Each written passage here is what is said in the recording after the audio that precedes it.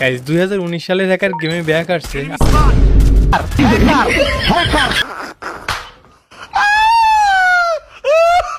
আর আমাকে কিভাবে মারছে জাস্ট একবার দেখেন।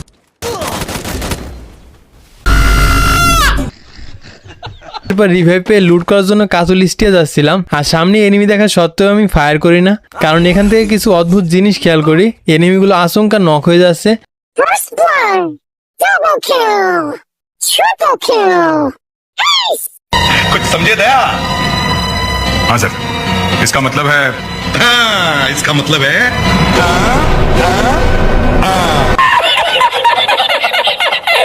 এটা দেখে আমার মনেও সন্দেহ হয়, আর টিমমেটকে বলি এখান থেকে কোনো ফায়ার করো না, মানে সামনে কিল পড়ে থাকা সত্ত্বেও না ফায়ার দিও না, ফায়ার দিও না, ফায়ার দিও না, কিল পড়ে আছে তা ফায়ার দিও না বলতো।